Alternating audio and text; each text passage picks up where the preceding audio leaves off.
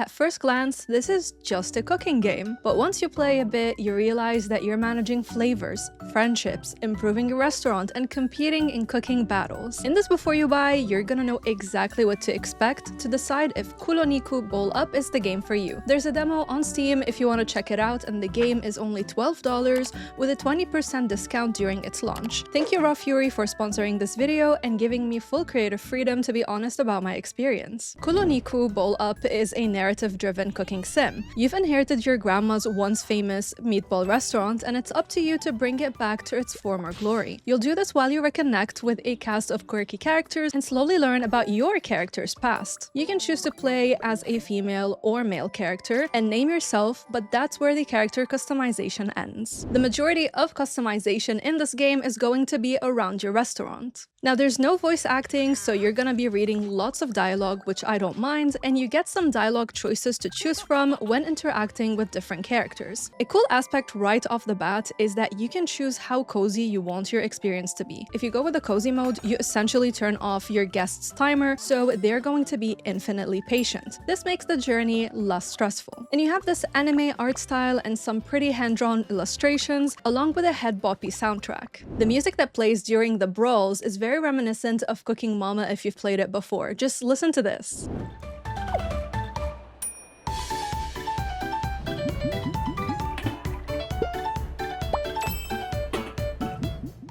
So while the core of this game is cozy and simple, it can become complex the more that you play and unlock. Customers are gonna show up every day one by one, and this makes it easy for you to focus on one order at a time. If you choose to play with cozy mode off, you're gonna see your customers' patience decrease while they wait for you to fulfill their order. Initially, I juggled between both of the modes, but after a while, I just decided to play with cozy mode on and just not have to deal with any customers becoming upset because I'm just taking a little bit too long to fulfill their orders. Once you receive an order, you move to the kitchen where you can switch between your sink, cooking stations, and seasoning station, which is very quick to do. So you're gonna wash up bowls when needed, you're gonna make sure to provide the customers with their utensils of choice, or you can pick whichever one you want if they don't have a preference. And the loop is satisfying once you get the hang of things. The game is also paced in a way where gameplay mechanics are slowly introduced, so you never feel overwhelmed. You also start with a limited amount of ingredients, tools, and seasonings, but the twist comes in once you're introduced to the flavor system. Dishes have a meter of how salty, sour, spicy, or sweet they are. This corresponds to the ingredients that you use. For example, sweet soy sauce adds sweetness and saltiness.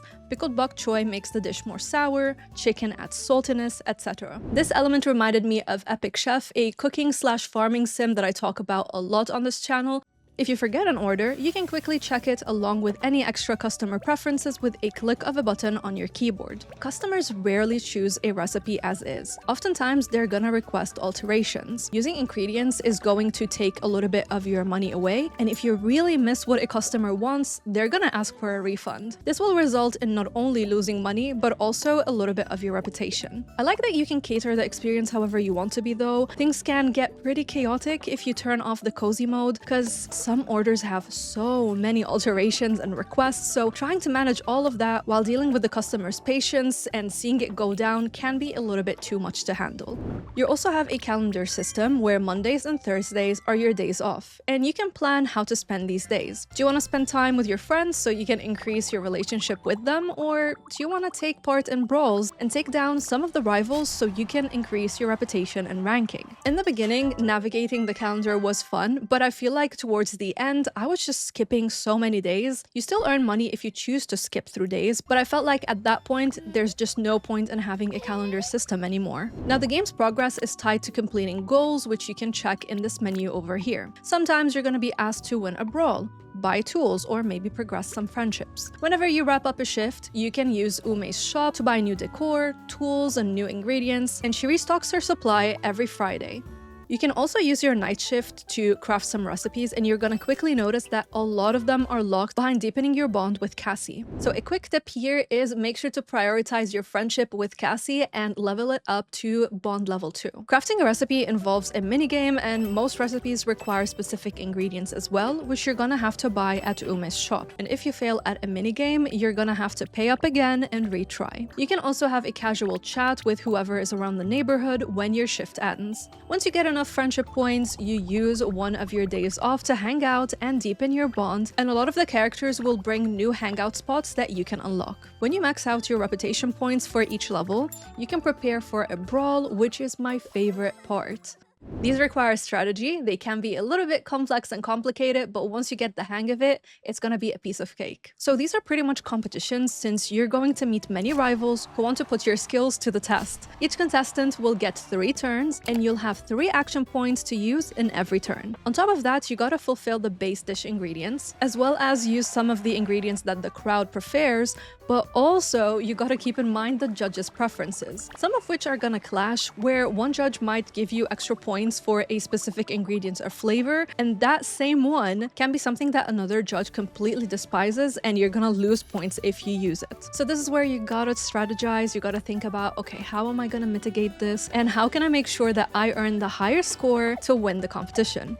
As you play more, you can also bring partners to these brawls and use their unique abilities to your advantage. However, to use their skills, you gotta make sure that their motivation level is at its maximum. This is increased by spending time with them on your days off, or by simply chatting with them at night whenever you wrap up your shift and they happen to be around the neighborhood. But here's the thing, your rival can also bring partners, and their abilities will pretty much play as a debuff towards you. So for example, in this brawl, my action points were knocked down to 2 per turn, where every time it's always going to be 3. Now they're actually knocked down to 2, and that meant that every move I made had to really count, so I had to be very careful with what ingredients I'm using. During the brawls, you're also gonna do these little mini games whenever you use an action point. I like this added touch so the brawls feel a little bit different than our regular day-to-day orders.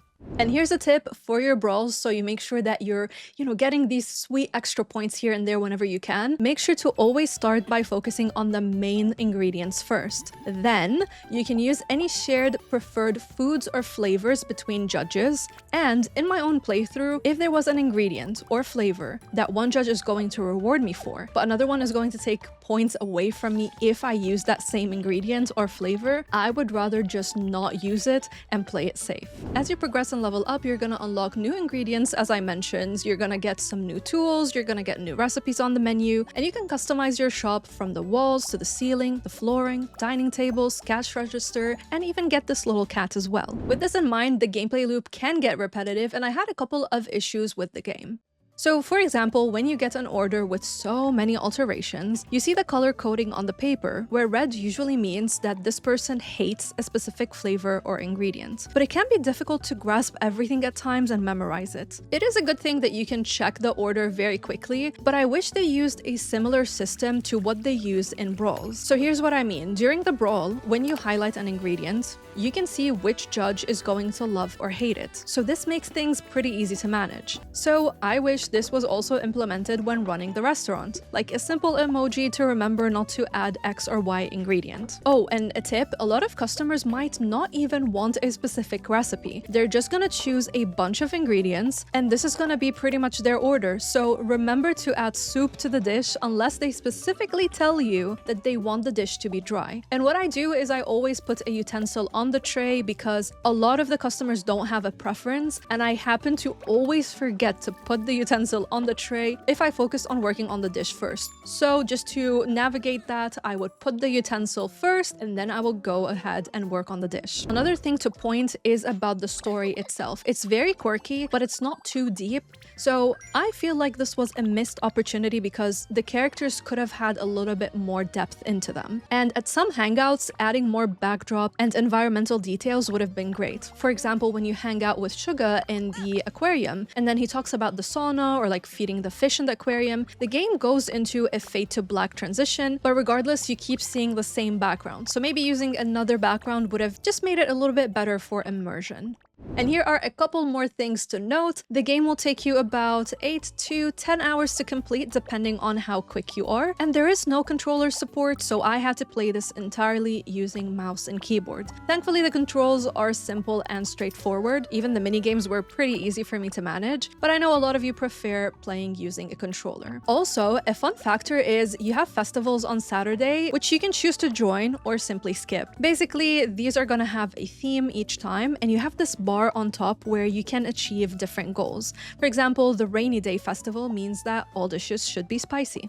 So with the pros and cons in mind, is KuloNiku Bowl Up the game for you? We're gonna go with this game is for you if, not for you if, and my verdict. I would say this game is for you if you like cooking games and you're looking for a cozy one that mixes a little bit of challenge, and it also has the flexibility of letting you choose whether you want to play with cozy mode on or off. It's also for you if you like a bit of slice of life elements added to your cozy game and you're looking for a game that you can play in short, bite-sized sessions with low stakes. However, this game is not for you if you're looking for a very deep, story and very deep character development in your cozy game. It's also not for you if you don't enjoy reading a lot, and if playing using a keyboard and mouse is a deal breaker for you. As for me, I'm playing right now Final Fantasy VII Remake, I'm playing Ni no Kuni 2 and Crimson Desert. So a game like this, which is chill, relaxing, is just the perfect thing for me because I could just unwind, relax, let my hair down, and not worry about anything. Remember, you can check the game for yourself by checking the link below the like button. You can pick it up for $12 and it's on 20% discount during its launch. Thank you to my YouTube and Patreon bubblies for making videos like this possible, and a shout out goes to The Game Dimension, Jake Logan, Stella, Grey Wolf, Emmy,